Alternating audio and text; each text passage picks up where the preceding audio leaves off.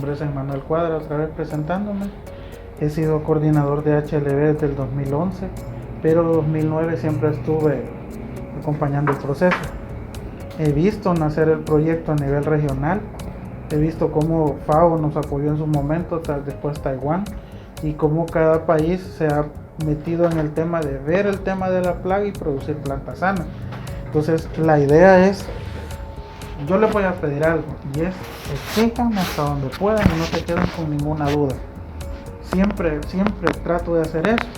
Cualquier duda que tengan, a mí me gusta terminar la presentación con duda cero, para que al final, cuando se vaya a hacer esta actividad en campo o alguien les consulte, se vaya con la claridad y la objetividad de poderlo decir, ¿verdad? Entonces vamos a ver un poco esta temática, ¿sí? Y son 10 partes. Va a estar bien cargado, pero es después de esta charla, ustedes salen completamente, como quien dice, bien ilustrados con el tema. Uno es todo el tema de la epidemiología, cómo se encuentra, cómo son los síntomas, cuáles son los daños, los insectos vectores, plantas hospederas, la epidemiología de plantaciones comerciales, monitoreo a nivel de campo, tipos de control de los insectos, labores culturales, algunas consideraciones de mí, algunos métodos de convocatoria que en este caso se han realizado, el impacto económico para el país y un plan de acción que se hacía en aquel entonces, pero hasta quizás la 9ª etapa creo que iba a estar todo consolidada la información, ¿sí? Lo primero sería empezar con esto, que el HLB, ¿sí? Y aquí no quiero confundirlos, pero lo quiero traer a la parte de sintomatología. El HLB es una bacteria, ¿sí? Todos sabemos que las bacterias, cuando atacan las plantas, estas producen efectos en la parte del olor, en la parte de hacerlo como acuoso, pero ella se comporta como un virus, ¿sí? El HLB tiene una cualidad, que es que necesita un hospedero que esté vivo para poder causar daño. El HLB no lo va a encontrar usted en una rama seca. El HLB tiene que haber una fluidez de floema y xilema en la planta para que él pueda hacer daño, ¿sí? Entonces les decía que él actúa, es una bacteria, pero que actúa como virus, ¿sí? Las bacterias, como ustedes saben, las pueden andar en las manos o pueden estar en el suelo, ¿sí? Las xanthomonas, en el caso del cítrico, son unas, pero en el caso de HLB ya debe estar dentro del floema de la planta. Fuera del floema ella no puede existir. Entonces, aunque está catalogada como una bacteria, ella actúa como un virus, ¿sí? Pero el virus, al igual que la gripe o el virus del Zika o chikungunya, necesita un vector, ¿sí? Pero ella está catalogada dentro de una bacteria, ¿sí?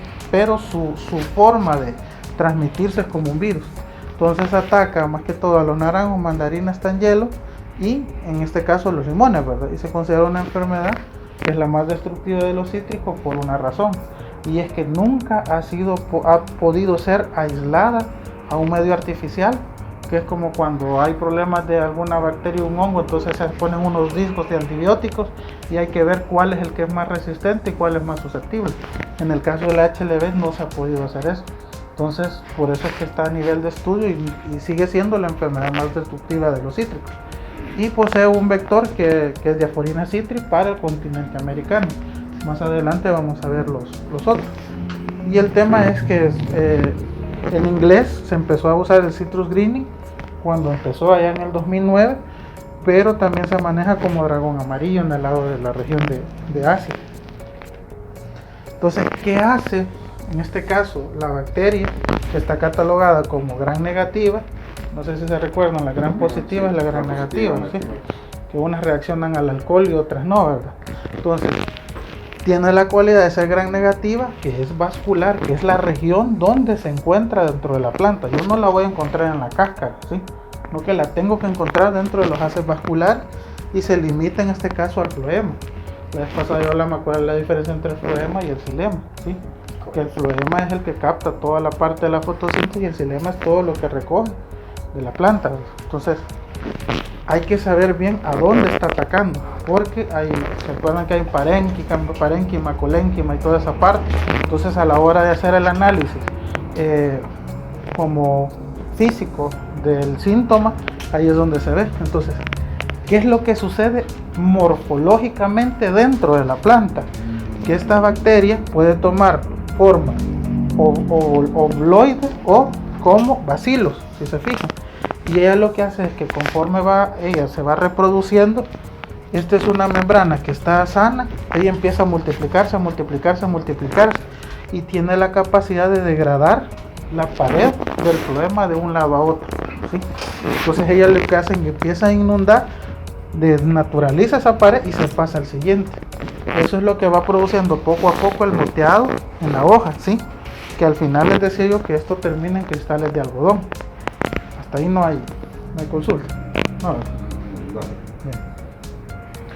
Decíamos que tenía un transmisor que es el sílido asiático de los cítricos. En inglés así aparece, en el caso de la lengua latina aparece así, y que es un vector, ¿sí? Y que el primer síntoma de HLV fue diagnosticado por primera vez en el siglo XVIII, ¿sí? Es la foto del señor en esta región en 1930, donde ahí por primera vez se reportó HLV, ¿sí? O sea que en el caso de Taiwán son 60, 80 años que ha venido luchando con la plaga y es el que tiene mayor registro en cuanto a los daños que se ha provocado. Entonces ahí se trasladó al sudeste de África, también estuvo en Chile en el siglo XIX y así se ha ido movilizando, ¿sí? Esta por acá es la región donde se encontró y ahí es donde se ha venido movilizando por todos los continentes, prácticamente hasta llegar al americano. Entonces más o menos donde ven ahí es el señor que lo identificó, ¿sí? Entonces les decía que esta es una bacteria que es una gran negativa. Entonces la característica de una gran positiva y una gran negativa es que las gran positivas mantienen una pared celular. No sé si se recuerdan de la célula animal y la célula vegetal. Son diferentes. ¿Sí? La una tiene Entonces las células que son gran negativas, ellas poseen una irregularidad, por eso es que hablamos de esferoides o bacilos. En cambio en las otras son un poco así. Y estas, si se recuerdan, reaccionan también al alcohol o a la lejía. Se recuerdan que en el tema de botánica también así. Y hay otros que son como los fitoplasmas, que ya tienen que ver como otro tipo de virus que se asemejan a HLV. Antes, en 1970, cuando no se tenía la técnica de PCR, que la técnica de PCR son todas aquellas proteínas que se extraen de una muestra para compararlas con un nivel o una escala de ADN, ¿verdad? Entonces se hacía por microscopía electrónica. Entonces la primera que logró identificar esa foto que ustedes ven como el microscopio electrónico fue esta señora, que le han agradecido mucho por ser la pionera en el tema de cómo identificar el HLV ya dentro de la hoja. Entonces les decía que eran en el caso de los tubos cribosos, y esta es la forma que tienen, o son elipsoides o son tipo bacilos, ¿verdad? Entonces ella así lo logró ver en un primer momento. La foto donde yo les mencioné que era ya que se traspasa y es microscopio electrónico, pero en aquel entonces esta era la forma de identificar si había o no había HLV, ¿sí? Entonces cómo ha venido evolucionando la técnica. Y esto sí es importante. Hay tres tipos de raza, ¿sí? Tenemos una raza africana, una raza americana y una raza asiática. La que mayormente está distribuida en el mundo es la asiática. ¿Qué significa? O en otras palabras, es la raza que tiene mayor capacidad de adaptarse a diferentes regiones, altitudes y hospederos, ¿sí? Que la americana, que solo se ha detectado en Brasil y nunca más ha salido a Sao Paulo, la asiática, que es la que anda a nivel mundial, y la africana, que obviamente tiene su vector en la región de África, ¿verdad? Pero son esos tres tipos, y algún fitoplasma que se ha encontrado que pertenece a ese grupo, la ICR. Y hay una subespecie que también en el sur de África que se ha detectado que es vector de HLV. No sé si aquí todavía tengo esa imagen, ¿sí? Pero esto es como un árbol, ¿sí? Ya no estamos hablando de cítricos, no, que es un árbol característico que se ha encontrado que también es hospedero. Para El Salvador, que no está aquí, y eso también si quieren lo pueden anotar, es Hay una que se llama, es una como maleza anaranjada que le crece al cítrico. Se llama Cuscuta australiana. Ese también le da. Esa es hospedera de HLB y tiene mucho que ver porque esa se pega en el cítrico. Sí, usted le corta abajo el tallo, pero ella tiene como estolones o algo así, como que fuera, ¿cómo le llaman estas? Matapalos. Es un bejuco entonces. Y es un anaranjado encendido. Entonces, esa también se ha reportado por México que también sigue siendo hospedero. Y de esa sí se tienen en Tengo Pico. dos preguntas. Ajá, ajá. Quisiera saber el vector en las otras variedades es el mismo. Ya voy a llegar al tema vector, pero es diferente, es totalmente diferente. Y la que tenemos acá, ¿cuál de todas? Esa es la diaforina, que es la que ponía al inicio. No, pero la variedad La es bacteria que asiática. tenemos nosotros acá, ¿cuál es? Es asiática, la que se anda moviendo en toda la región es asiática. Esa, su ADN ha venido mutando, ha cambiado, se ha adaptado. Se mantiene como mismo porque cuando hacen la escala de ADN, ella no varía en sus pares bases, siempre marca en ese lugar. O sea, dentro del tema de plagas, me voy a meter a un tema que es análisis de riesgo de plagas, pero vale la pena. Hay plagas que se limitan por su región, digamos. Hay una plaga que tiene Estados Unidos que no nos afecta a nosotros, que se llama Megacopta crivaria, o chinche de onda se le llama, pero ella está en Georgia, en Carolina del Norte, pero cuando viene a la región del trópico y siente el calor y viene por el avión, ahí queda. Ahora, hay otro caso que es el del aguacate que exporta a México. Entonces, cuando lo quiso introducir a Estados Unidos, hay una que se llama estenoma, que es el barrenador de la semilla. Entonces, cuando Estados Unidos se lo autorizó, le dijo, está bien, va a entrar a Estados Unidos, pero se va para Alaska. Entonces, usted sabe que ya en Alaska, en aquellas condiciones, pero el HLB entra en la categoría de plaga cosmopolita, que no importa dónde esté, Es un cosmopolita. entonces ella tiene la capacidad de adaptarse a cualquier región, ¿sí? Ahora, si desean más profundizar en esa parte, porque tengo la información ahí, si lo quieren ver por... No, solamente Por tenemos una pequeña diferencia entre fitoplasma y lo que serían las bacterias, eso no se hizo. Lo que pasa es que el fitoplasma a veces son como que en el caso de la papa, digamos punta morada de la papa, Sí. que es un candidato Leberibacter, pero ese es Solanasarium. ¿Sí? Siempre es un candidato. Es un candidato. Entonces, los fitoplasmas, la característica que tienen es que caen en el tema de Rickettsia. Entonces, como que son categorizados diferente a una bacteria, porque hay como un árbol genealógico que ellos hacen así. Entonces el fitoplasma pasa a ser como otra categoría que no cumple ciertos postulados de Koch, que al final eso es lo que hay que hacer, Sí. que usted la obtenga, que la purifica, ajá. Entonces si no lo cumplen pasa a esa otra categoría. Entonces, pero siguen siendo como pues, enfermedades como tipo viral, pero que no están como en esta parte demostrando que cumplen esos postulados, pero generan las mismas características, que es como el desbalance fisiológico y nutricional en la planta, y lo manifiesta de esta forma. Donde lo que es importante hay que saber es esto: la raza africana se establece entre temperaturas entre 25 y 30 grados y a no más altitudes de 900 metros sobre el nivel del mar. Entonces, esto lo que me dice es hasta dónde esa bacteria puede escalar en superficie o en altitud. O sea que allá en la zona de las pilas no me afecta. ¿Sí? San Salvador estamos a 700. O sea que incluso allá por la zona de La Palma se limita a que hasta ahí va a llegar. Y en el caso de la asiática, ¿verdad? 360 metros, pero aquí ya se vio que agarra de todo. Y la otra que hasta los 900, ¿sí? Esos temas para nosotros son claros porque al haber un abanico de infestación, podemos saber cuáles son las zonas de riesgo, porque posiblemente esta africana a quien sí le va a afectar a la naranja, a la Washington, porque es de clima más templado. Entonces tiene que ver ese dato con... Ajá. ¿Qué es lo que hay abajo? La cutícula esa. Esta creo que. Esto es El dibujo abajo que.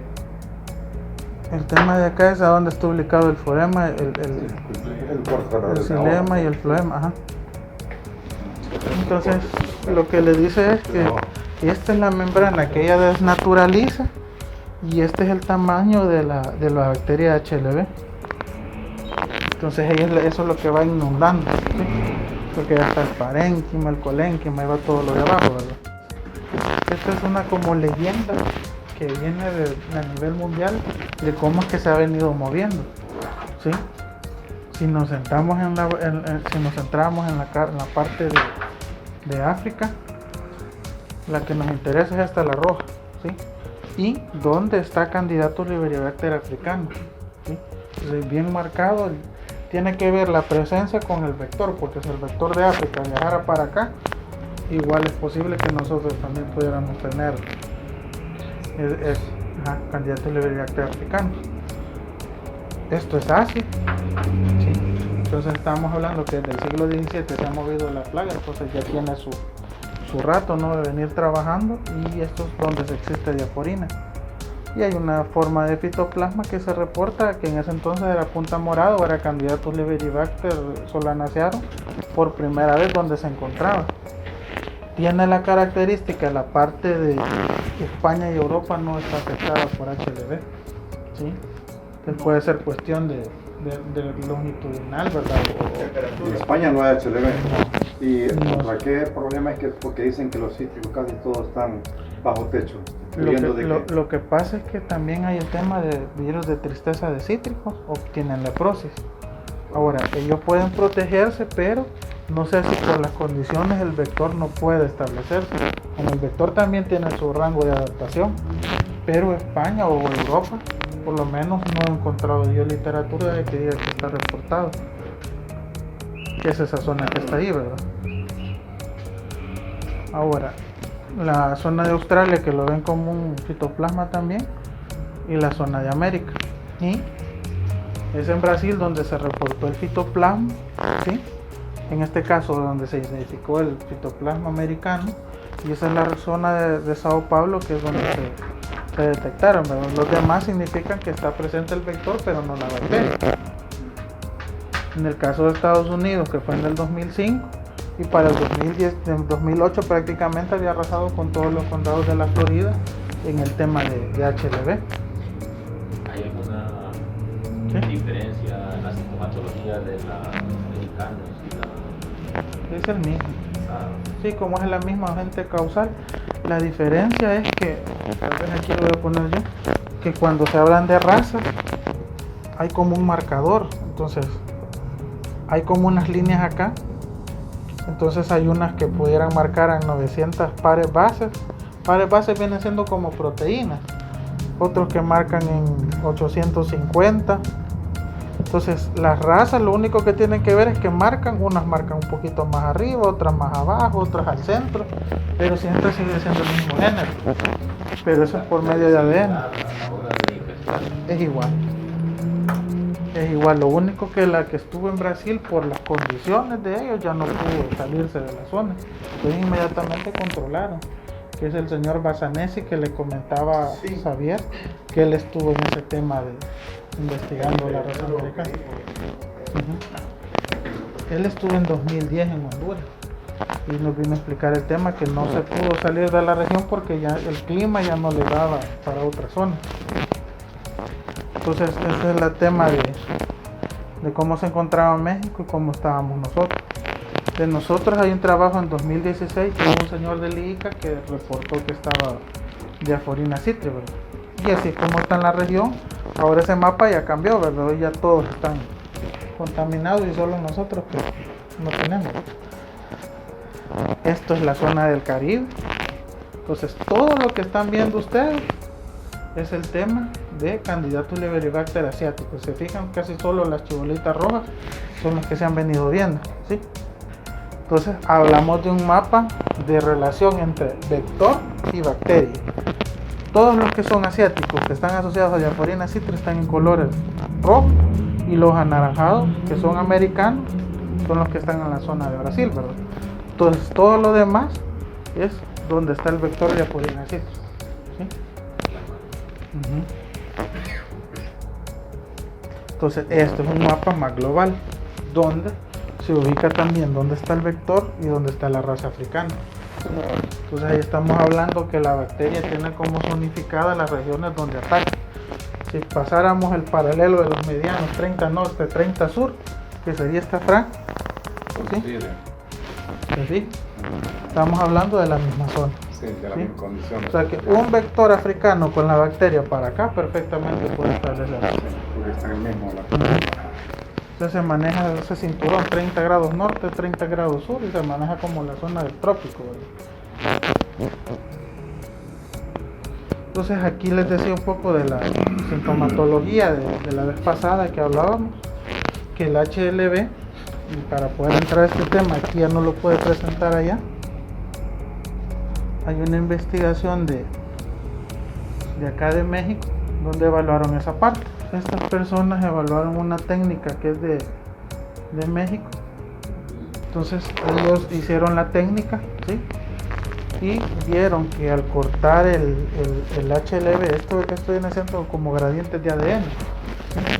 Pero me quiero ir a la parte entre dónde está un HLV, una hoja que tiene HLV y otra que no. Y es que nosotros antes lo que hacíamos que una hoja, se lo voy a dar este papel, si esta fuera una hoja en el 2003 hasta 2014 hacíamos, si esta fuera una hoja nosotros cortábamos una parte sección de la hoja y la sumergíamos en yodo. Lo que marcara en este filo es eso lo que ustedes ven acá, ¿sí? Es un corte transversal de la hoja. Cuando se sumergía en alcohol, como la acumulación de almidón era tan grande, entonces esta reaccionaba de color negro, ¿sí? Porque como no se estaba moviendo almidones de la parte alta hacia la baja, o sea, todos los azúcares o todo lo de la fotosíntesis, entonces marca negro. ¿Pero por qué marca negro? Porque ya en microscopía se ve todos esos cristales de algodón, que es la bacteria la que se está multiplicando y está taponando el sistema. ¿Sí? Entonces, esto es una prueba de campo rápida, pero no concluyente, solo se utiliza, y ya voy a hablar de esa parte, para poder considerar que un árbol es sospechoso. Sin embargo, en un árbol que está sano, si se fijan, hay almidones que se deben de haber, pero no en la concentración que está en el tema de HLV. ¿Por qué es importante esta técnica y por qué nosotros nos inventaron en su momento que se debía hacer? Una plantación tiene 142 árboles, ¿sí? Un productor debe tener la capacidad de poder descartar árboles sospechosos, porque si lleva esos 142 árboles y el diagnóstico vale 11 o 15 dólares, ¿cuánto sale? Y eso debe de cargarse a la fruta como un costo, aparte del fertilizante, de los foliares, del insecticida. Entonces la prueba de yodo lo que hace es descartar esas partes o árboles que pudieran estar presentando fitoplasma, pero no HLV, ¿sí? Porque hay otros tipos de enfermedades que pueden estar asociadas a HLV. Entonces esta sí es importante que ellos lo manejen, porque yo veo 10 árboles y 10 árboles y uno es HLV, entonces me ahorro ese muestreo y no lo llevo a diagnóstico de PCR. Pero si veo que los 10 me están marcando, entonces puedo hacer una muestra compuesta de esos 10 hojas de diferentes árboles y la llevo, y si me marca una porque todos están afectados. Entonces en tema de costo esto sí toma relevancia, ¿verdad? Un técnico de una empresa de Sí, no, bueno, sí, ajá. Comentó que con la diapositiva anterior sobre la concentración de que no creía mucho en la prueba de yodo porque hay otras condiciones en la planta que favorecen la alta concentración de almidón. Vaya, eso tiene que ver con que la rama esté quebrada también. Pero si usted no orienta al productor a que él haga un descarte, lo que pasa es que es antieconómico que usted le diga llévese muestra de los 143 árboles, porque resulta que los 143 son negativos. Pero ¿cuánto costó? Si costara 15 dólares cada uno, estamos hablando que en 100 son 1500, ¿verdad? O sea, ellos deben hacer esa parte. Ahora, la condición del poder colectar la muestra es que cuando usted vaya a hacerlo, el tallo no debe estar, en este caso, con exocortis, con gomosis, que la rama no esté quebrada, porque todas esas cosas obviamente es un problema de que no hay fluidez natural. O sea, estamos hablando, gracias, de fitóftora, en caso de hongos, ¿verdad? O por un daño mecánico. Pero se debe. De un brote donde no esté. No, esto se debe de fomentar. O sea, así como cuando usted le dice, mire, aplíquele, en este caso, metalosato para prevenir las deficiencias, que el metalosato no le corrige el problema porque al final es del suelo y de la absorción.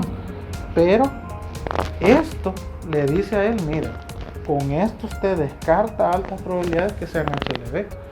Ahora, en un país donde ya está infectado, que usted sabe que todos sus vecinos tienen HLV, ahí no. Pero en el caso de El Salvador, que hay plantaciones donde no hay HLV, yo no puedo engañar a alguien y decirle, mire, lleve 143 árboles a $15. O sea, si lo multiplican, yo no sé ni cuánto sale, pero... 2142. ¿Cuánto? 2142. Y eso, imagínese, se lo tiene que cargar a algo y es a la producción, ¿sí? Ahora, esto lo puede repetir las veces que usted quiera. Y esta la compra el yodo, lo diluye. ¿Y eso qué le va a costar? Si usted puede Y esa, echar pero yodo, yo, de que se encuentra en la farmacia, un Banodine o algo por el estilo. es el yodo normal, yodo puro le dicen. Sí. Entonces ese lo diluye a 95% y ese es el que se hace así. Hay en el caso de, creo que fue, no sé si fue Belice o fue Panamá, que lo hicieron comercial. Entonces hacen la dilución para que usted nada más Solo meta la Ajá. hoja. Los taiwaneses, que nos llevan más años, ellos lo están pensando sacar otro que es como una prueba de papel de pH. Entonces usted lo mete y al combinar la bacteria con el pH le dice automáticamente que es positivo, entonces ya no lo lleva al laboratorio. Pero eso es algo pero es que eso es algo que ellos están trabajando patentes y ahorita y tema de pruebas, pero ya lo tienen hecho. Entonces va a sustituir al yodo y va a sustituir el tema de PCR. Entonces, el PCR, lo delicado es que usted cuando lo colecta no tiene que tener ni una célula de su dedo ahí, porque entonces contamina la muestra y le marca un falso positivo. Y un falso positivo significa que yo me voy a volar el palo sano. Entonces el PCR por toda la muestra que debe dejar en cadena de frío y todo lo demás se hace más complicado.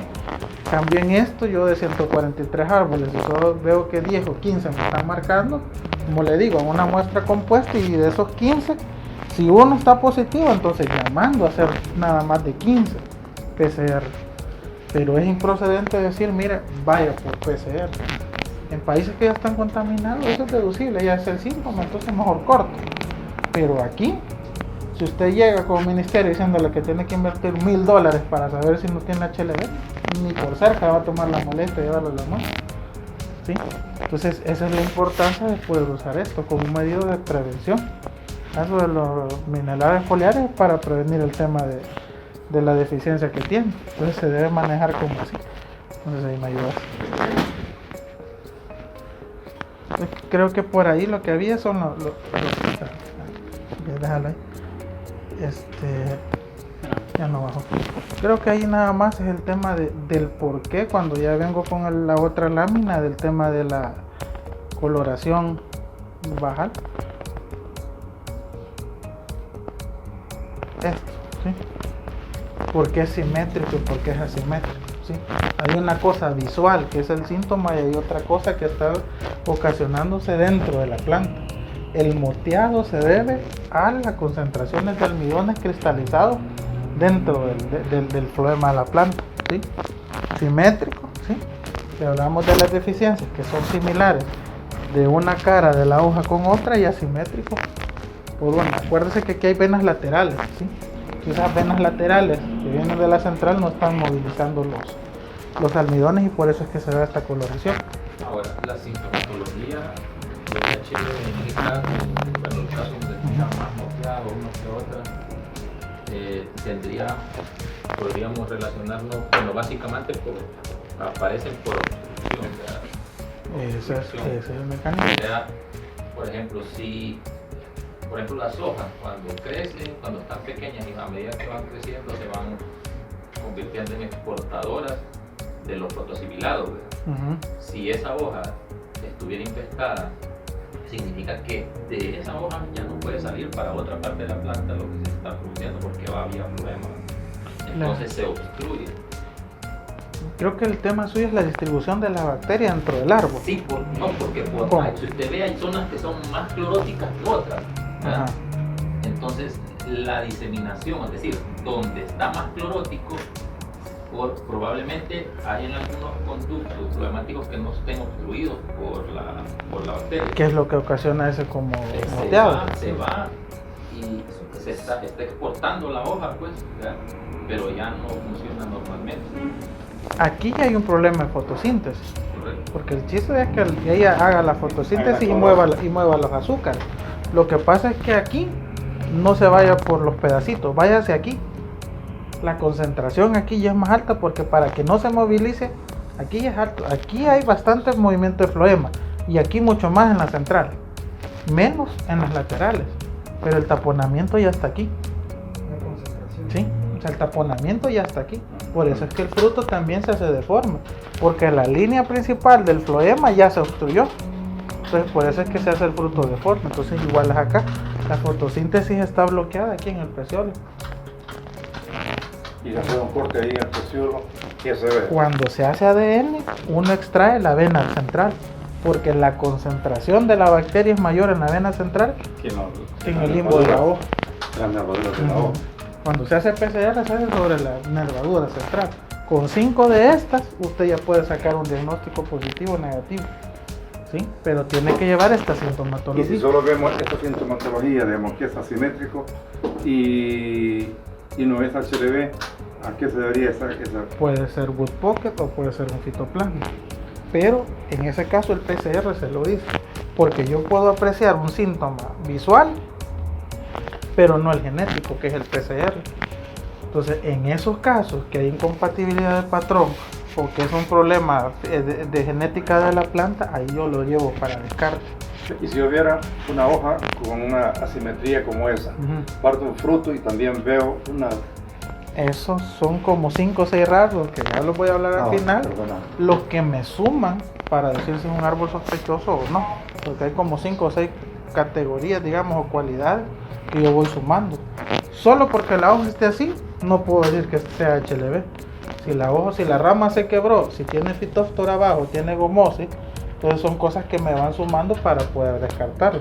Pero si yo miro el árbol sano y miro que las hojas están así, entra una sospecha mayor a que pudiera ser, ¿verdad? Porque el HLV es una distorsión fisiológica, no mecánica, ni porque esté segregando, en este caso, como cuando hay gomosis, ¿verdad? Azúcar, ¿no? Entonces, esto es el fundamento y la importancia. Ya cuando se ve esto, allá no me dio chance de decirlo en Opico, pero ya entienden por qué es diferente el moteado, ¿sí? Entonces, todo esto es taponamiento, ¿sí? Todo esto es cristalización de almidones, ¿sí? Y entonces ya nace, ¿verdad? Que si paso la línea de aquí para acá, ¿sí? Entonces no hay una uniformidad en la coloración. Ahora, lo importante de saber que es el HLV es que el HLV es el verde más oscuro, no es el verde olivo, ¿sí? El verde olivo es la coloración normal de la hoja, pero si ese verde se vuelve más oscuro, a eso se le llama HLV, ¿sí? Entonces ahí hay diferentes fotos, ¿sí? Entonces, ¿dónde?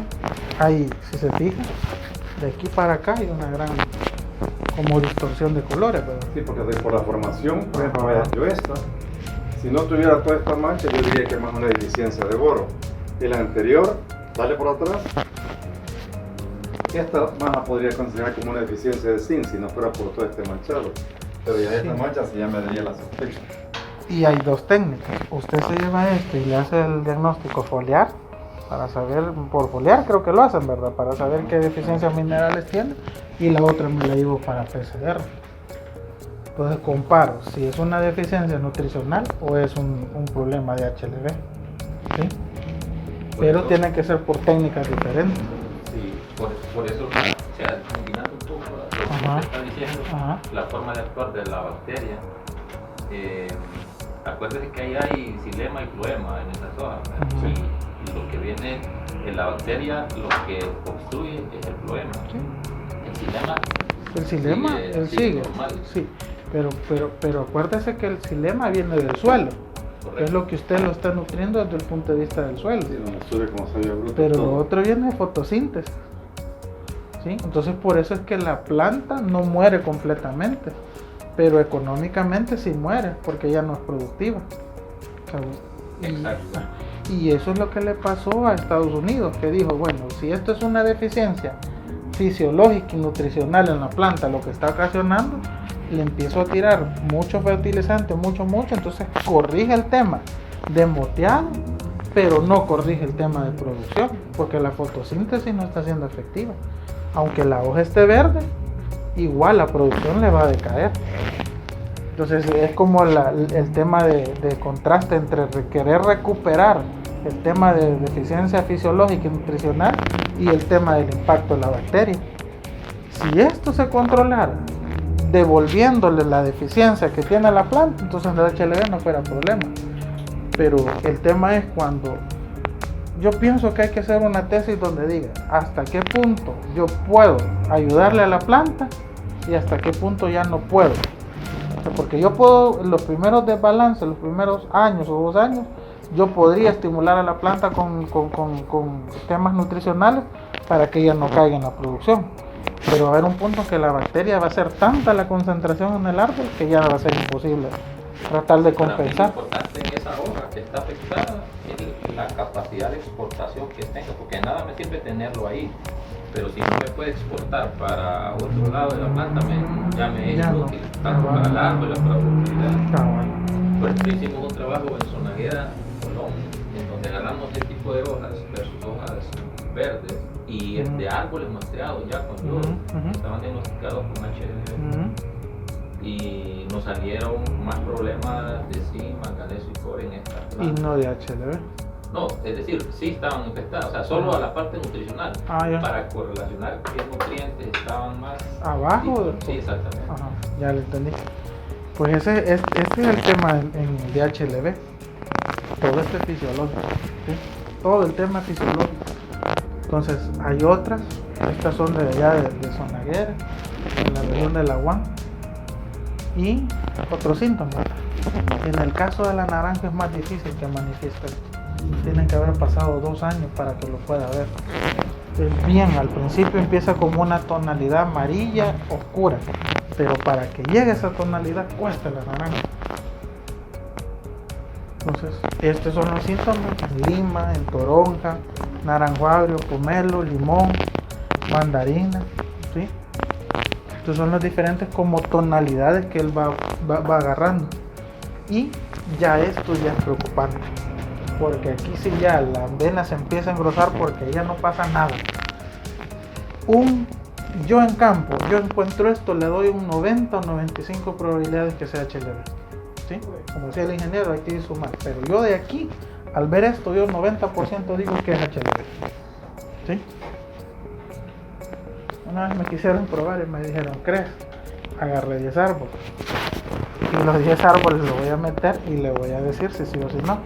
Pues resultó que los 10 árboles sí salieron positivos. Pero eso es afinar el ojo. Porque aún las deficiencias, así como estas venas amarillas, yo puedo tirarlas para otro lado. Pero ya una vena cortosa, que le llamamos así, eso ya es bien característico. Y esto ya se da cuando son las hojas de abajo, ¿sí? Las de chupones, que es cuando más que todo se da el tema de... Y esto ya se da cuando ya se ha cortado el tronco y ya viene el rebrote infestado, entonces la hoja ya no es ancha, no se empieza a ser como más delgadita. Lo que decimos nosotros, orejas de conejo. Parte de una deficiencia fuerte del zinc, Sí. pero Que lo ideal es cortarla a nivel del suelo con glifosato, secarla. Porque la bacteria lo que hizo que se fue para abajo y de repente cuando empieza a haber estimulación de fotosíntesis, bueno, ¿sí? De nada sirve Ujú. Entonces, toda la- cabal. Entonces hay un poco de lo de la foto de la bacteria, ya en sí, cómo se ve ya al microscopio los cristales de algodón, y lo está lanzando. Y cuando el HLB es bien fuerte, entonces lo que pasa es que ahí empieza a haber una diferencia en el cambio. Si se fijan, como ahí afecta el floema cuando está acá se empieza a ensanchar. Y este es el tronco del árbol, ¿sí? Y luego un corte transversal. Si se fijan aquí, el floema es bien pequeño y el xilema ocupa más espacio. Pero cuando hay HLB, entonces el floema empieza a tomar más espacio dentro del árbol. Sí. Esto es el tronco. ¿Sí? ¿Sí? Cambium, ¿se acuerda? Parénquima, Sí, polénquima, floema, y entonces ahí va. Entonces, eso es lo que está ocasionando a nivel de tallo y lo que se está viendo arriba. Pero ahí ya tendría que Era, ser un digamos, grado alto de infestación porque eso es un entra grado. por la... Sí. Bueno, a menos que no haya infectado del primero, ¿verdad? Pero si Ajá. no entra por las hojas, por la contaminación. Ajá. Mira, Manuel, o Ajá. sea, si se ve un árbol, digamos, con muchas características, viene y se corta y se ve el tallo, y lo estoy viendo así como Ujú. ver esta taza. Ajá. Lógicamente no voy a ver esos colores, Ujú. pero sí puedo diferenciarlos porque lo que sería el floema lo voy a ver mucho más grueso. Si solo que le tira un poquito de yodo encima y se le pone negro todo. O sea, obviamente son todos los alminoides concentrados en el floema. Inmediatamente se le tiene que poner negro. Como cuando uno estaba estudiando y pone la prueba de la papa y le deja ir Sí, una gota sí. de yodo y negro. Ajá. Entonces es una forma rápida de decir qué tanto ha crecido el floema. Hasta el chivo de la prueba, mira. Pero está un par de árboles para hacer la prueba. de Ah. Sí. Entonces, No, es que mira, en realidad, a veces uno lo que puede hacer es no alarmar al agricultor, porque Ajá. tampoco es nuestro trabajo, ¿verdad? Pero sí decirle, mira, lo mejor es que te acerques a oírse, que le hables de decirle que viene alguien que vio alguna sintomatología. Sí. Pero sí está interesante esa prueba, ¿no? Entonces la secuencia de un árbol sano es esta, ¿sí? Que ya es el dragón amarillo, que no sé si lo vieron ¿Y allá. esos números son años o simplemente? No, ese es pasan? el proceso, la etapa de cómo viene de estar verde, Estar verde. empiezan los brotecitos amarillos, va inundando hasta que ocasiona eso, lo que decimos del árbol, que más que hojas son ramitas secas o chiribiscos, les podemos decir, pero Que del 1 hasta el 5 no puede ir hasta de 2, 4, 5 años. depende, y hay una curva ahí. Este árbol podría durar por lo menos 1 año y medio, pero si agarra una plantita chiquita, una plantilla, lo que le dicen, no llega a producir, se lo acaba rápido. Hay una curva por ahí, entonces eso es lo que les decía, que hay un cambio, si se poda mal el árbol, entonces pasa. Y hay una muerte económica y una fisiológica, que es lo que ya ves. La fisiológica es que el árbol ya no mueve nada, es una rama seca. Como la canción, para que cuelga del árbol. Pero económica, porque aunque yo la fertilice, aunque yo trate de controlar el vector, ella no me va a devolver. Y una fruta con HLB es una fruta como que esté probando agua, sin sabor, nada de dulzura. Entonces cuando esa fruta llega al mercado y la gente la prueba, no le gusta.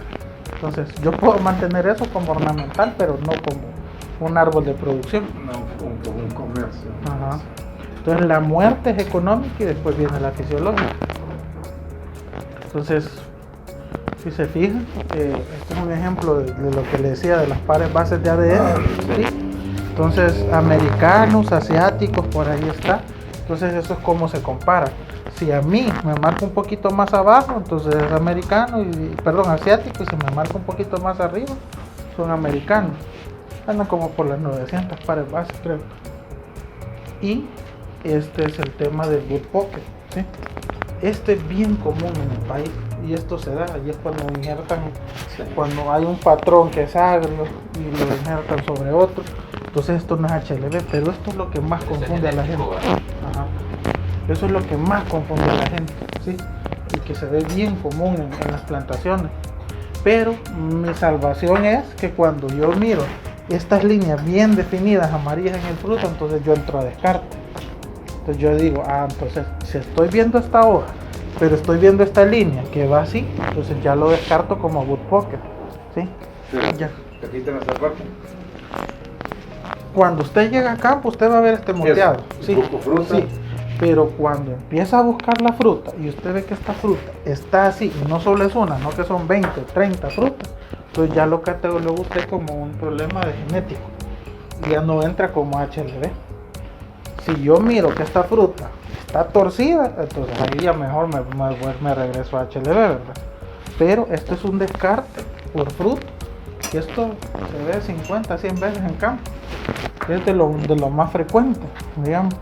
Pero que ayuda a hacer un previo descarte, porque muchos técnicos llevan muestras de esas hojas. Pero cuando usted le pregunta que si yo frutas así, dicen que sí. Entonces el traslado de la muestra ha sido por gusto. Ya ha hecho andar el laboratorio y todo lo demás para decirle que no. Y tiene que ser una zona de temperatura bien alta para el Esa yo la he visto en todos lados, pero es por la incompatibilidad que se da. Ajá. Entonces lo de la deficiencia que usted me decía, ingeniero, yo creo que ya lo vimos, ¿verdad?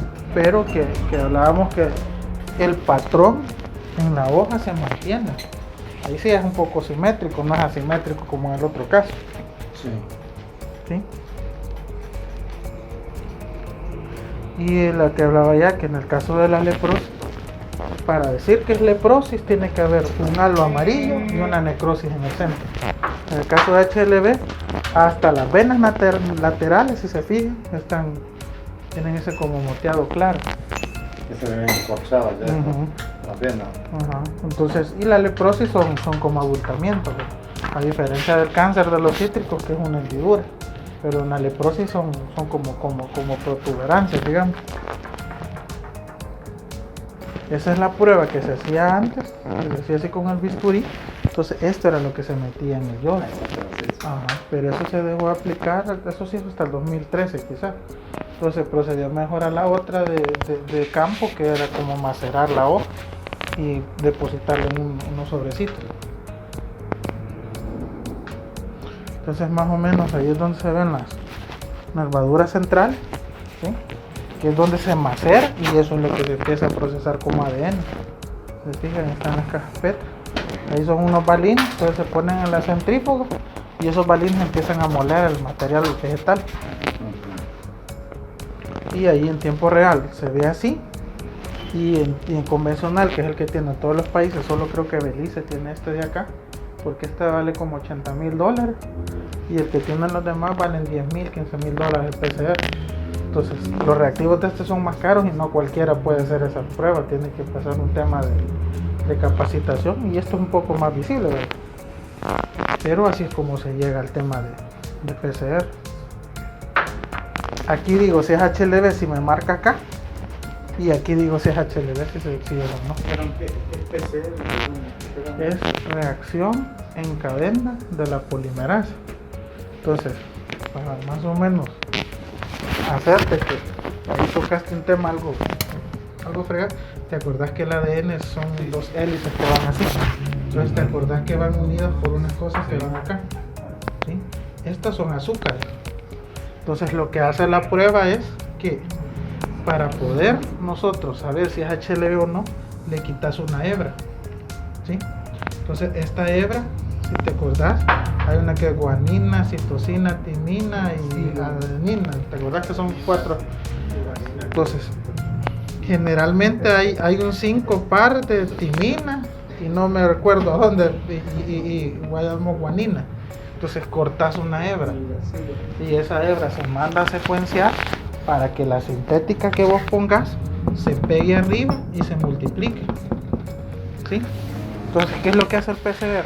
Hay una bacteria que se llama termófila que a cierta temperatura degrada todos esos azúcares de la cadena y se vuelve una.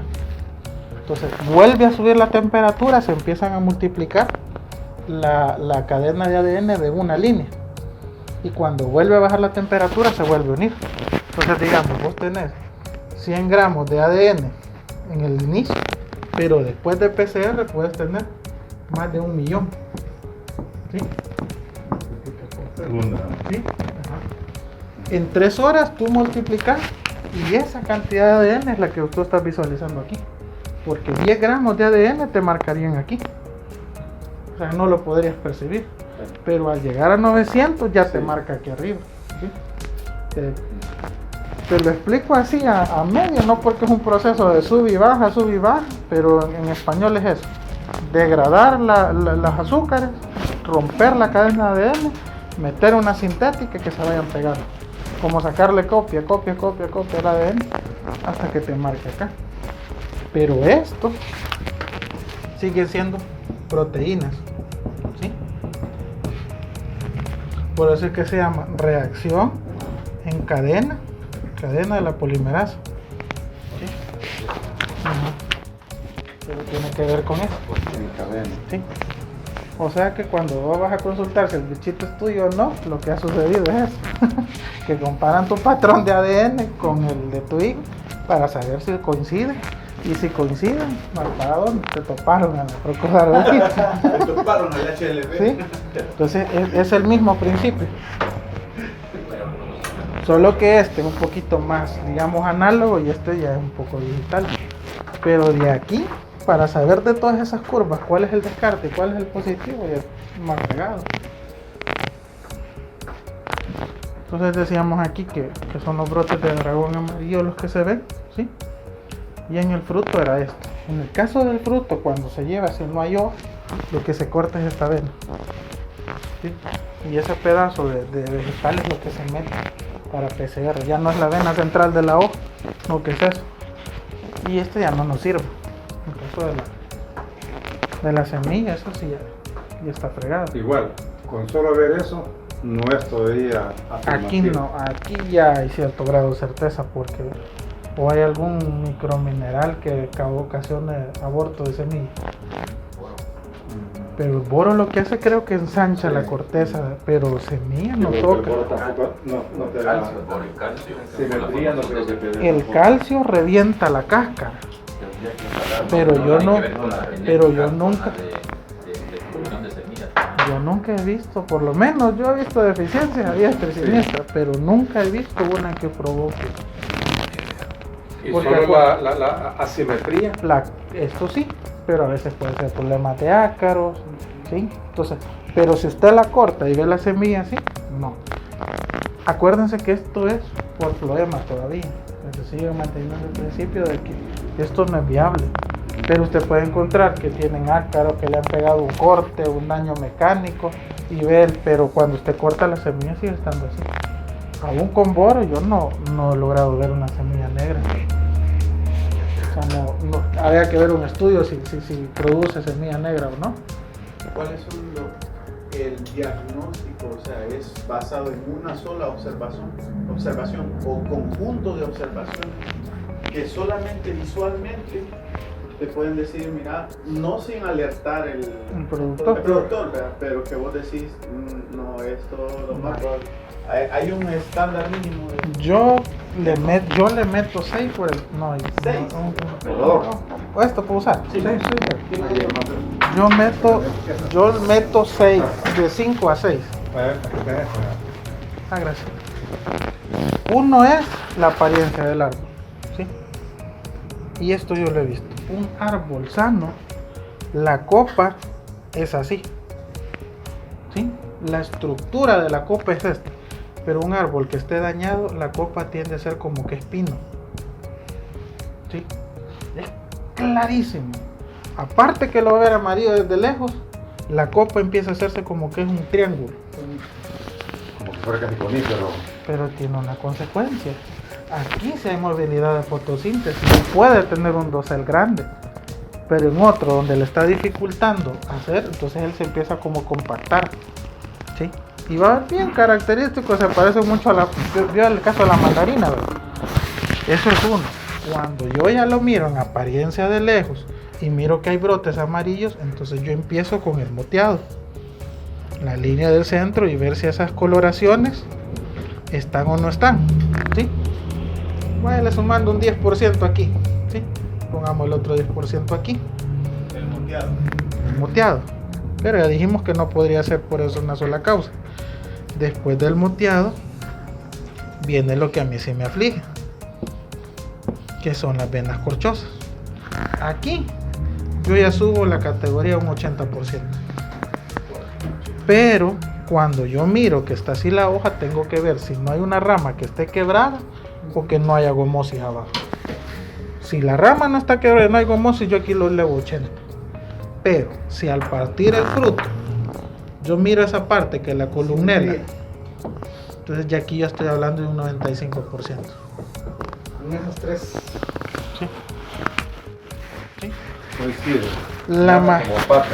La mayoría quedamos aquí con wood pocket, ¿sí? Pero el engrosamiento y la deformación, ya con venas negras, ya mejor ya ni la meto, ¿sí? Pero esta característica es la que yo he visto que le da más preponderancia que puede hacer. Las malas certezas que podría estar Sí. Cuando está así, lo primero, lo ideal sería detectar el primer árbol para empezar a identificar cuáles son los otros, ¿sí? Pero venas corchosas y frutos deformes, y con eso yo ya le doy un 100%. Porque ¿qué podría ocasionar? Aparte de HLB que quede así o que esté tan torcida la fruta. Y por la mayoría de los casos. Y esto de aquí, ¿verdad? Obviamente. La vena de aquí. ¿Por dónde han aparecido los problemas en una plantación? ¿En las orillas, pegado a la flor o por medio? Ahí está en la presentación. ¿Así? Ahí se lo ve.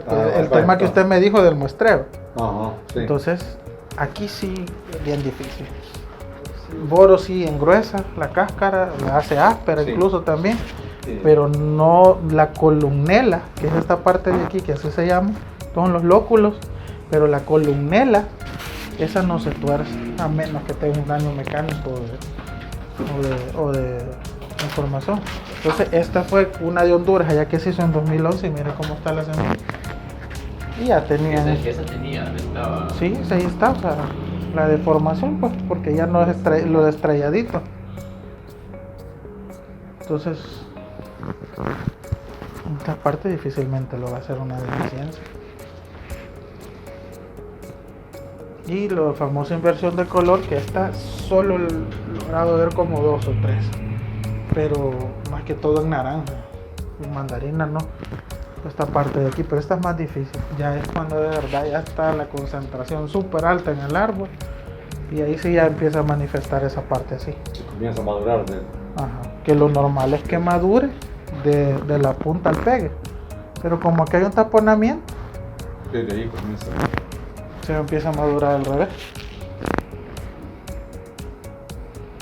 Lo que hablábamos de siempre verde, aunque no tenga HLB, aunque la cáscara esté amarilla, aquí como hay paso de floema, pero en HLB aunque esté verde, el pedúnculo está amarillo. ¿Sí? La prueba de campo, que esa sí sería buena que los productores la hagan, ¿verdad? Para saber que son de esas pruebas que no requieren un costo más que con agarrar el corvo, sí, para saber si empieza a tener problemas.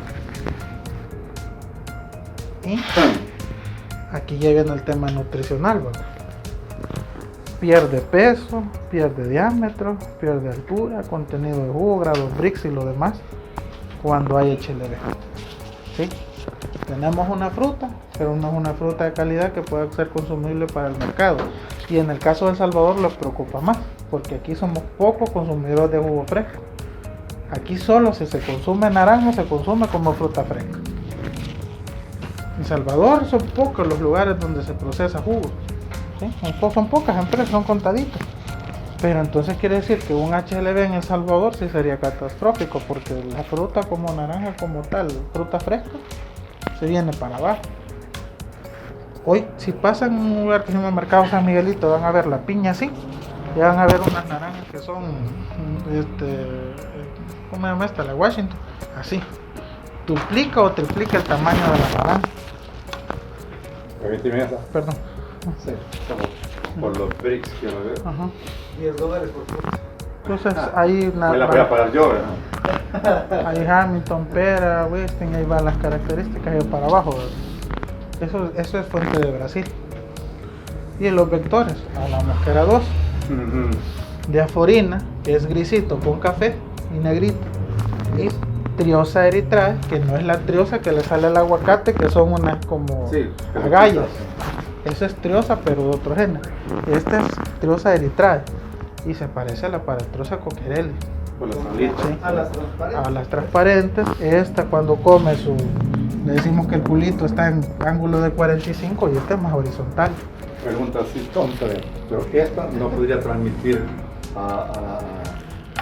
el HLB. Sí, esta sí. Esta también. Es que esta es la que está en África. Ajá. ¿Se recuerda cuando le presenté el Sí, mapa? sí. Ese sí. Si esa viene con HLB aquí, entonces sumemos otro segundo problema. Porque entonces ya no solo se enfocaría en diaforina citri, sino que tendría que entrarle aquel. Y a ver cuáles son los síntomas de ella. Entonces la diferencia es que de estos, el único que puede transmitirlo es triosa. Ella sí tiene la capacidad de transmitirla a su progenie. ¿Sí? En cambio, diaforina, ella tiene que alimentarse de un árbol infectado. Ella sí, en este caso, sí se lo puede pasar a la descendencia que tiene. Sí. Entonces sí. Entonces estos son los instares de diaforina citri y este es el daño. Y diaforina citri se reconoce por los hilitos de cera. ¿Sí? Y un poco brotes infestados, ahí se ven las ninfas. De esto lo importante a la hora que se va a dar una recomendación es que si yo me encuentro en una finca con HLB, mis enemigos son estos dos. ¿Sí? Y aquí viene algo que yo explicaba ya, que esto es complicado, pero de el adulto y la ninfa, el que es más preocupante es la ninfa. ¿Sí? Vamos a poner aquí la ninfa y aquí el adulto. Esa ninfa que ustedes ven ahí, en un caso de un árbol, ¿sí? Si este es el follaje, una ninfa está adquiriendo la bacteria y la está reciclando. Está adquiriendo la bacteria y la está reciclando, ¿sí? Entonces la distribución de la bacteria en el follaje es uniforme, ¿sí? Pero un adulto viene, se contagia y se va, ¿sí? Entonces, ¿quién pasa más tiempo en el árbol? ¿La ninfa o el adulto? Entonces, la ninfa me está reinfestando todo el follaje, ¿sí? Por ende, la concentración de la bacteria en el árbol es mayor. ¿Cuántos días promedio la ninfa? La adquiere en media hora y creo que la transmite 2 semanas después, 15 o 20 semanas después, porque tiene que seguir el proceso ya en el adulto. Si este es el adulto, tiene que succionarla, irse a los tubos de Malpighi y regresa a la saliva para poderla transmitir. ¿Sí? Pero la ninfa, como ella depende de la succión, no vuela, ella está constantemente reciclando, infectando. Entonces, la concentración aquí, o sea, que para mí como productor tener ninfas, ¿sí? En una plantación con HLB, que tener un vector, porque el vector le paso la bomba fumigadora, ahí quedó. Pero esta ya está permanentemente reciclando. Es un término algo complicado, pero de los dos, para mí es más complicada la ninfa. Porque el HLB no se distribuye de forma uniforme en el árbol. Van a ver que se vuelva adulto. Ven brotes amarillos, que es donde la concentración está mayor y el follaje está verde. Que el adulto lo puede diseminar más rápido. Sí, pero el adulto, usted viene y le pasa la bomba fumigadora y quedó. ¿Sí? Pero ¿qué hace cuando usted se acabó a la ninfa y al adulto? El árbol está positivo y viene el huevo nuevo y se vuelve a infectar. Estos se fueron con la aplicación química, pero este viene listo para poder ser adquirido. Entonces la ninfa es más complicado porque ella pasa permanentemente en el árbol. Una vez llega, se infecta, se va. Entonces son como las teorías complicadas de la hora del manejo, a quien le tengo miedo, ¿verdad? El otro me afecta porque de este árbol se pasó a otro y lo contaminó allá. Ajá. Y además tiene información acerca de, digamos, si una hembra adulta de diaforina o hipocita, hay información en donde puede infectarse la generación con la bacteria. Solo en el cuarto y quinto. Aquí empiezan el proceso de adquirirlo. No, pero si se ¿Cómo? puede, si el árbol puede heredar la bacteria. No, solo le decía que en el otro, Solo en el eritrae, solo en el africano. Este nace sano, hasta que se alimenta se infecta. En el caso de la triosa, sí, que era la otra, Litas translucis. Se llama transmisión transovárica, o sea que en el ovario ya va, ¿verdad? Entonces, si se fijan, esta es la otra, ¿sí? Aquí está, ¿sí? Y el daño de ella es un poquito más característico, ¿sí? Ya no es el acorrugamiento o la deformación, ¿no? Que son como agallas más notadas en el follaje. Yo nunca he visto un cítrico así. Pero cuando... ¿Cuál es la de aguacate? Ajá. Las chichitas que te forman. O sea, ese síntoma en cítrico no, nunca lo hemos visto en América. Pero más en tejidos nuevos, ¿no? Ajá, siempre, porque como ahí es más suculento. Entonces, pero... Yo era de que fuera una chilera con bigote verde. Ajá. Entonces, de esto no... Hay uno que se llama sarna de los cítricos, pero ese el síntoma es diferente. Para que no le haga. Entonces es bien complicado. Entonces, si se fijan, por aquí está, ¿verdad? Las ninfas se alimentan de 15 a 30 y requieren 21 días máximo para incubar y transmitir la bacteria, ¿sí? En este caso es que la eficiencia aumenta al 100%. Aquí hay otra paradoja, ya se necesita explicársela. Dice que... Ingeniero, perdón. ¿Sí? Ahora, un día puede variar dependiendo de la temperatura. No, es que el tema es porque como lo absorbe, lo digiere, se va a los tubos de Malpighi, que serían como los ciegos de nosotros, digamos, ahí se empieza a reproducir la bacteria. Una vez ella se reproduce, se infecta, vuelve a subir a las glándulas salivares y ahí lo infecta. ¿Sí? O sea que ese es un proceso interno del vector. No es que la temperatura lo que tiene que ver es el número de poblaciones, pero no en la fisiología del insecto. ¿Sí? O sea, ahí se mantiene porque es proceso interno. Como cuando usted le va a dar gripe, lo incuba 3 veces y hasta después le empieza a dar la segregación, ¿verdad? Es el proceso interno que usted tiene. Entonces, con el caso de los adultos son malos transmisores, y ahí se los dice. Dice que pueden alimentarse 15 minutos. Pero la probabilidad de que el adulto lo transmita creo que no pasa del 30%. O sea que ellos no tienen la capacidad de transmitirlo en un 100%. Pero ¿por qué los adultos son un problema? Porque en un solo brote usted puede encontrar hasta 50. Multiplique 50 por 30%, ¿cuánto le va a dar? ¿Sí? Entonces, un adulto es mal transmisor, pero el conjunto de adultos sí lo vuelve complicado. ¿Sí? Eso es lo que trata de decir en esa parte. Entonces, si se fijan en los hilitos de sed, y esto sí ya lo he visto yo en Tepecoyo, lo vi. Yo pensé que esta foto era mentira, pero ya he visto brotecitos así en orden, cada quien agarrando su pedacito, adultos. Sí. Ahí se da lo de la muerte económica. Y con el caso de los hospederos, que este sí es un problema serio, porque esto lo tiene toda la gente. Imagínense llegando a Multiplaza y teniendo un seto y le digo, mire, le vengo a cortar todo el seto, ¿sí? O cómo hago para meterme a controlar los mirtos que están dentro de una casa, en un patio, y yo no lo miro. Pues por eso es el tema de la tesis de los muchachos de la Tamarixia, porque yo le puedo entrar de lleno en zonas comerciales con bomba, con producto y toda la cuestión, pero entrar a patio no puedo hacer eso, ni por los animales, ni por los niños, ni por las escuelas. Entonces ahí tengo que tener una estrategia diferente de control. ¿Sí? Aquí les decía que se quedan 13 minutos, lo transmiten 1 hora, pero la infectividad es del 35%. ¿Sí?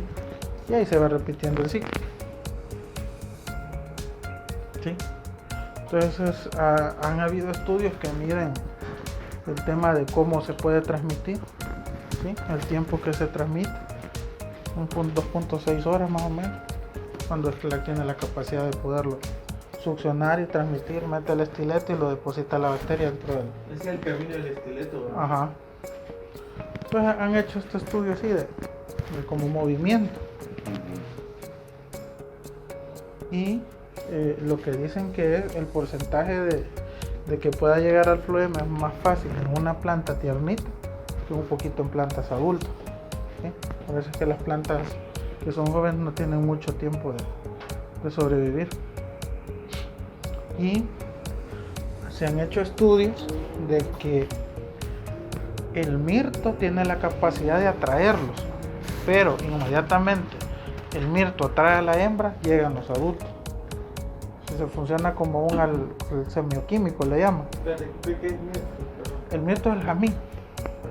La plantita ornamental. Cuando le mandan Huele a, bien rico, un aroma. Sí, sí. cuando mandan a arreglos florales, he visto una hojita Sí, bien sí, redondita, sí. chica. Ah, pues esa es lo único que no le ponen flor. Entonces, eso tiene que ver, dice que con el tema de que las hembras llegan donde están los machos. Perdón, las hembras llegan primero y los machos después. Y aquí han hecho una relación de diferentes hospederos y la cantidad de huevos que ponen. Entonces, el favorito es el mirto. ¿Sí? Ahí ponen limas. Entonces, por eso es que el mirto toma relevancia en el traspatio, porque no es el hospedero favorito de la diaforina. Pero cuando el limón o cuando la naranja no está brotando, él se va para el mirto y después regresa, ¿vale? Y ese es el ciclo de andar y venir. Entonces, lo que se recomienda es que con una plantación no debe existir mirto, deben ser eliminados inmediatamente. Y ahí está, ¿verdad? En qué caso el tiempo de duración en días, macho y hembra y el hospedero abajo, ¿verdad? El uso de trampas amarillas, que eso no es nada más para saber. Las trampas amarillas no son muy funcionales en América, por lo menos en Centroamérica, porque lo único que me hacen es saber si hay movimiento de adultos o no.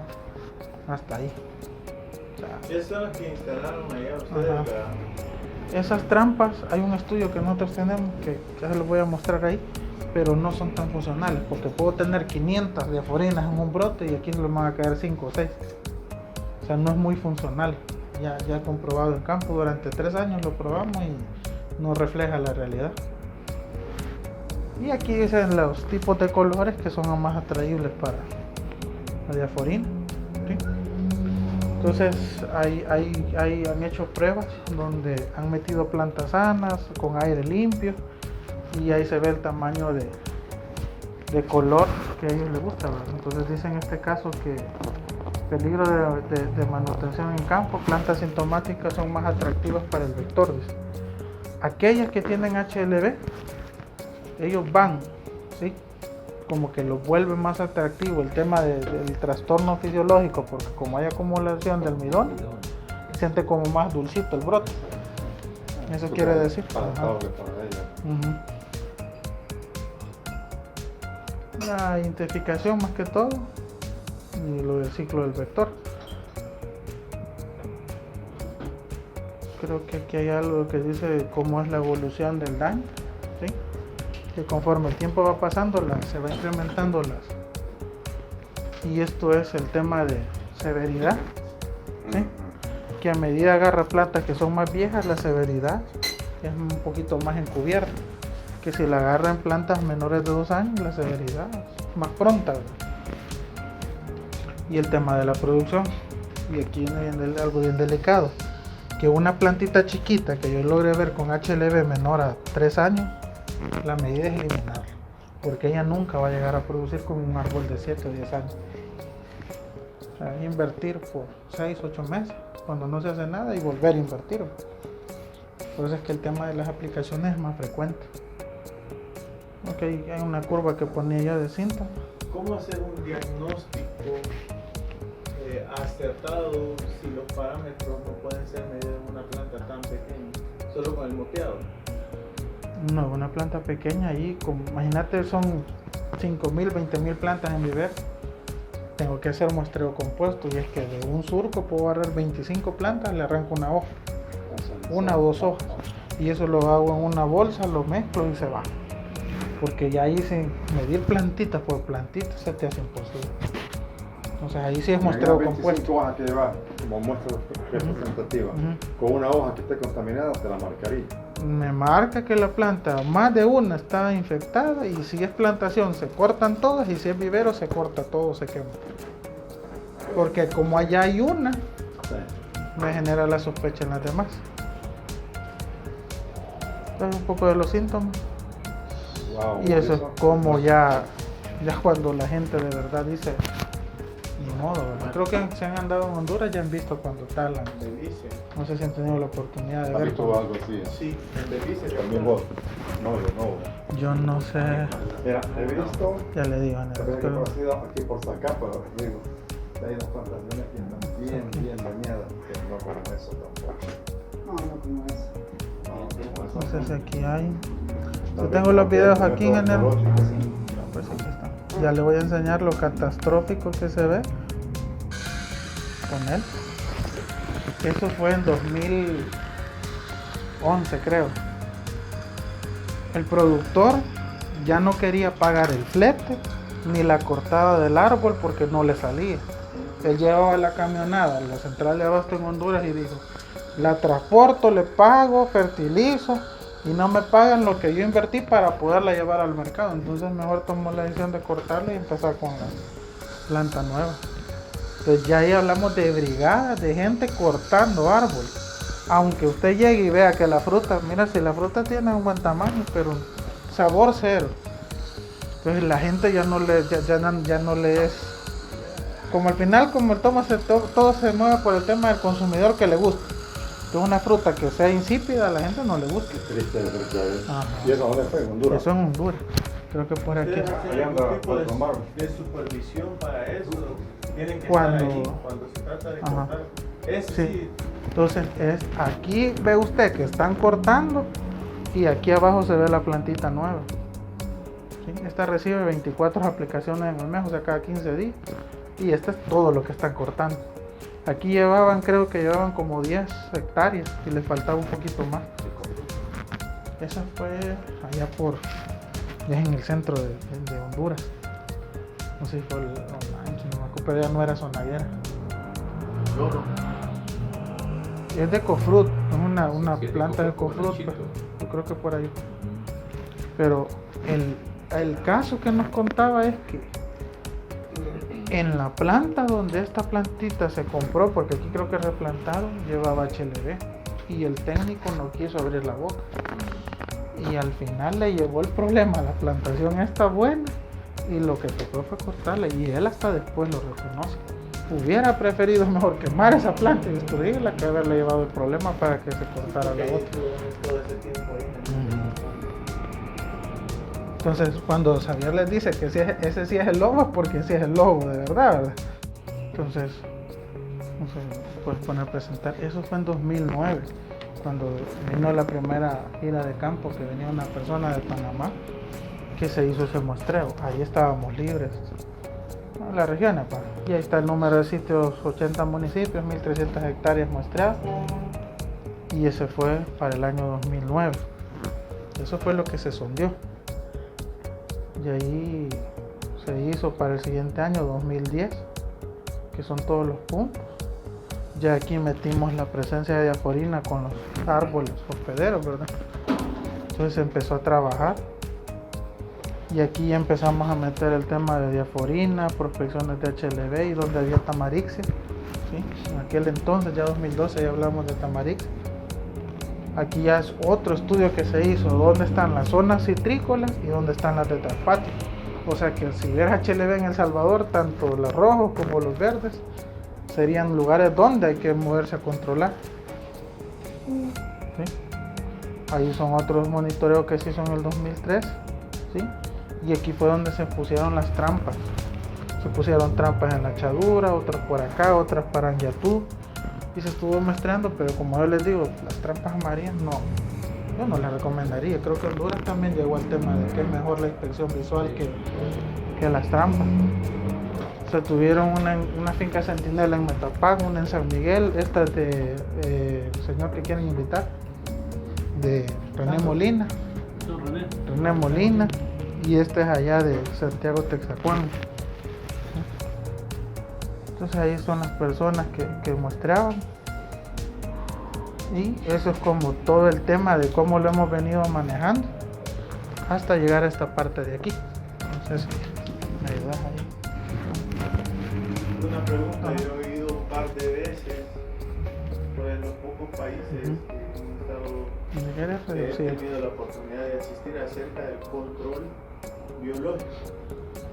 ¿Qué avances tiene en ese sentido? Control biológico para el HLB, incluso con la universidad me costó que entendieran el concepto, porque la gente dice que hay control biológico siempre y cuando usted deje que el insecto se establezca, pero en HLB no es así, y quien nos instruyó fue Taiwán. En El Salvador, si aquí fuera enero, julio y diciembre, la diaforina se empieza a comportar así y baja, ¿sí? Entonces la época lluviosa, junio, julio, agosto, empieza a crecer. Pero hay los conceptos que son biológicos, dice que usted debe liberarlo y dejarlo que él se establezca. Para el caso de diaforina no es así.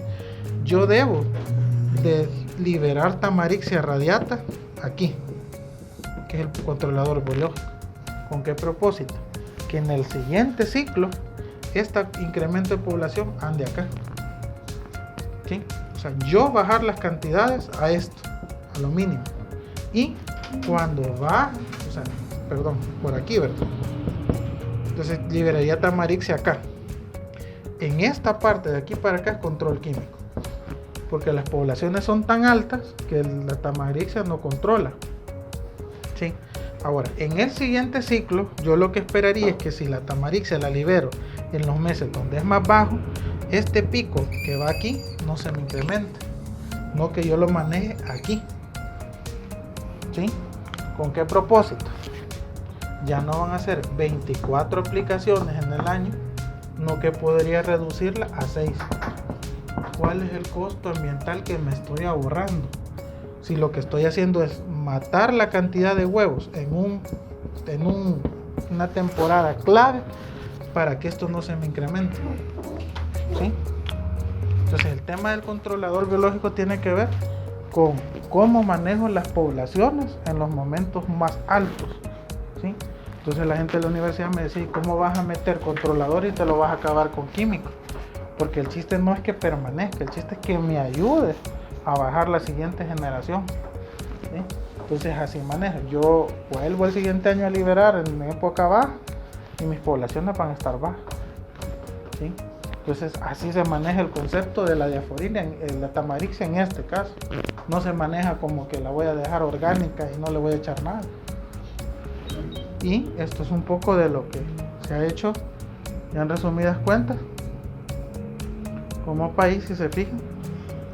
En cuanto a pruebas de almidón, se dejaron de hacer y cómo se ha capacitado, no sé si más por abajo está ahí la de la superficie, no sé si por aquí aparece. Ese es el estudio que sí, esa es la fluctuación que les he dicho ahí. Durante 3 años se vieron, y aquí son los picos de marzo a agosto, donde la diaforina se incrementa, ¿verdad? Y no sé si por aquí está. Estas son las variedades que se tienen como país, y no sé si por aquí creo que está el tema del total de muestras que se han hecho. Por ahí lo que se ve por año son las manzanajes que hemos ido variando conforme al personal que hemos tenido, pues a medida se ha ido reduciendo es menos la cantidad de municipios que se ven. Pero creo que eso sería más o menos lo más importante, creo que tienen que saber. De aquí de esta presentación, lo que continuaba es como los escenarios y lo que usted me decía del vector. Y aquí lo voy a explicar mejor en la pizarra porque me sale mejor. Y es el monitoreo del vector cuando no hay HLB. Cuando no hay, porque son dos situaciones. Si mi parcela es menor a 5 manzanas, ¿sí? Mi muestreo va a ser 5 de oros, ¿sí?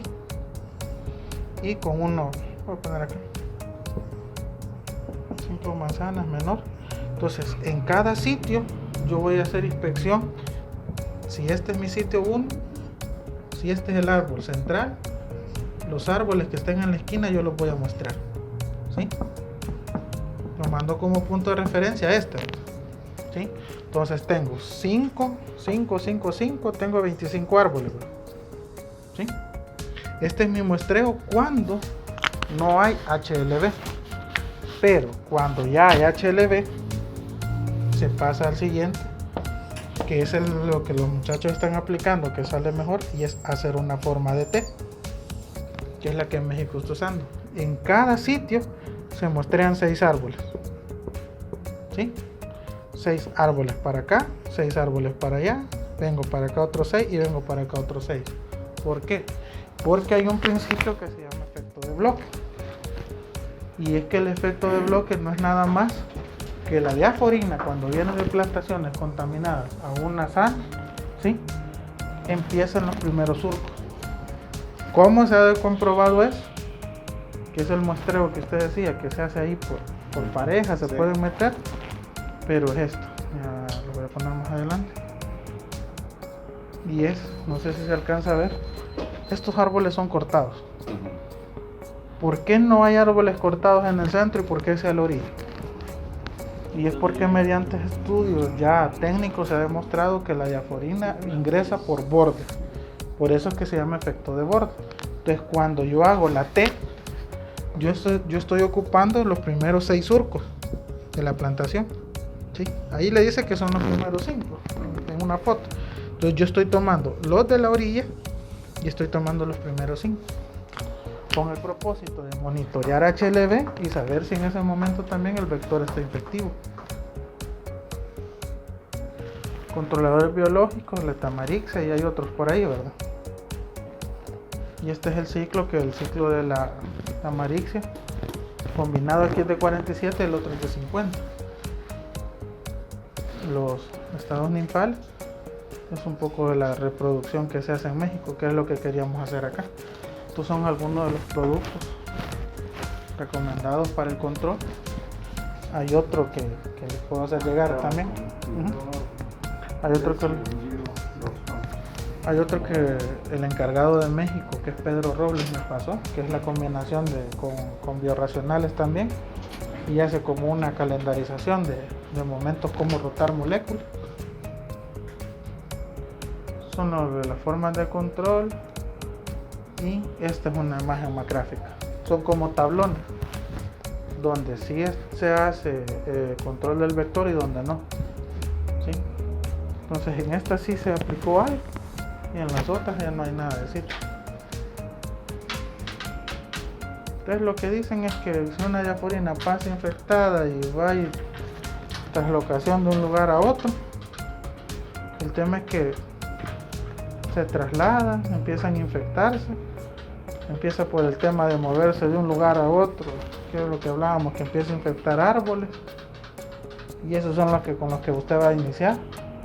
Y al final se habla de que no se haga un control estacional, que digamos, si hoy, este día, estos fumigaron, los otros no, la diaforina se fue. Entonces en el caso de Opico lo que hay que hacer es decirles, miren señores, calendaricemos 100 manzanas y fumigamos parejos, ¿sí? Entonces cortamos esta población y nos quedamos para el siguiente día con la otra la siguiente semana.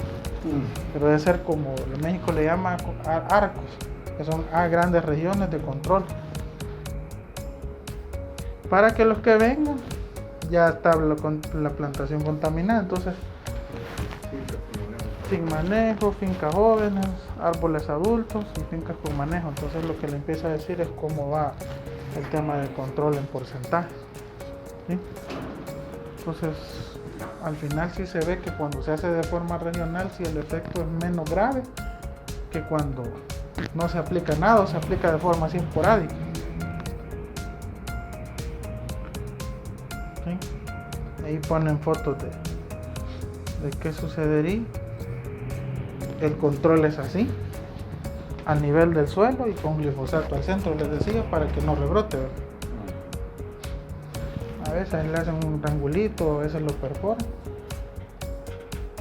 Este tema es el que los compete a nosotros, ya se cuenta con uno así, pero lo que necesitamos es la alerta.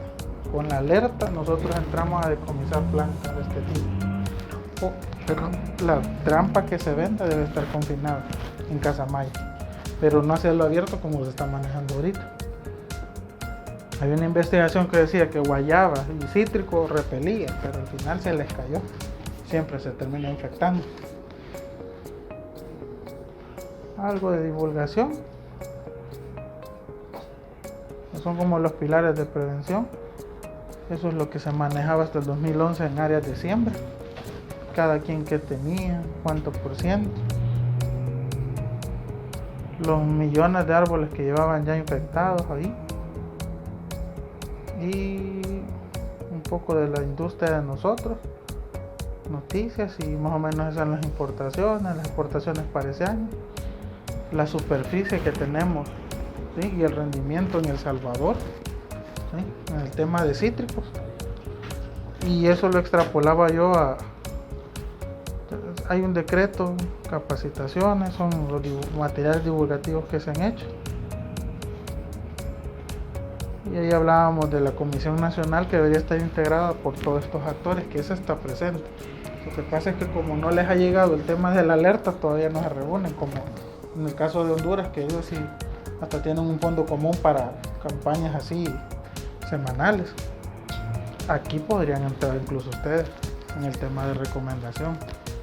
Se puede incluso en el tema de cuando se hagan las comisiones invitarlos y escuchar el tema de que ellos dicen, ¿no? Entonces, tanto yo como autoridad controlando la plaga, los otros promoviendo la planta sana y alguien también asesorando en el tema de buena fertilización, muestreos foliares y todo eso de suelo. Ajá. Pero eso sí existe. No son bitácoras, es algo que hemos usado. En aquel entonces hablábamos que podría entrar por ese lado. Estas son como los manzanajes y las pruebas que se han realizado. Esto es lo que sucedería en un caso eventual. Don Sándor está por aquí.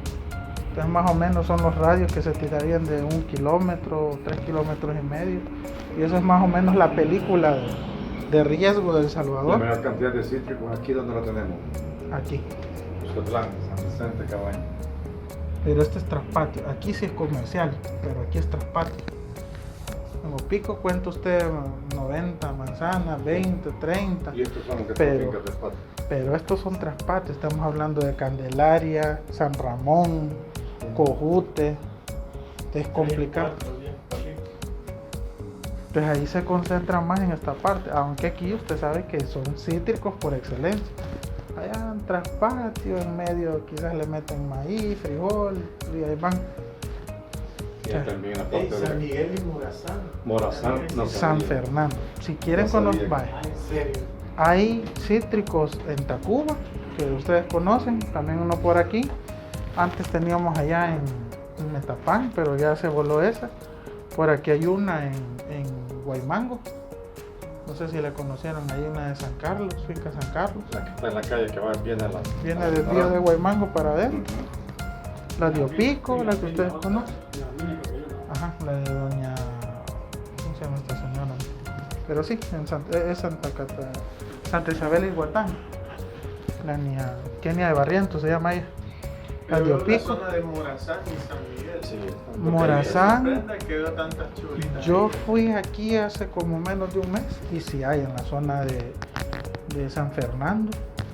Y hay un Finca poquito. o igual, patio. Le puedo pasar el dato exacto con el compañero de San Miguel, pero creo que son como entre 20 o 30 quizás, algo así. Los demás son traspatios. San Miguel sí tiene una por el volcán, que es la que estamos viendo, y hay un lado aquí por Chirilagua. Hay varias, que son como, serán quizás como entre 15 o 20 las grandes, digamos. 15 de fincas por ahí. 15, 20. Ahí yo les puedo pasar la información de dónde están. Eso es lo que asumíamos en aquel entonces, que si un árbol producía, serían 204 árboles por hectárea. Pero aquí son 143, ¿verdad? Si usted mete esa producción y mete la pérdida total, entonces está perdiendo 131 millones, ¿sí? Al precio de la caja. Si el HLB arrasara El Salvador, esto es solo el limón, ¿sí? Pero si le pegara la mandarina a la naranja, estamos hablando de 220, Millones. ¿sí? Haciendo ese ejercicio, ¿verdad? Entonces, ahí no le ha metido la pérdida de empleos de la gente que procesa, corta, maneja. Los indirectos. Ajá. Acá de limón $20. Cabal. Toronja no hay aquí, ¿verdad? La red Aquí. Rubio, esa toronja. En el banco Germoplasma hay donde puede hallar más o menos allá por el beneficio del 98 en Guayúa. A veces tienen así puchitos, pero plantación de toronja no hay como tal. Ese fue un plan que se echó a andar, que sí se cumplió, y es que capacitamos a todas las agencias de OPICO y todos los técnicos de Senta sí conocen del tema. Y ahí por ahí vamos terminando.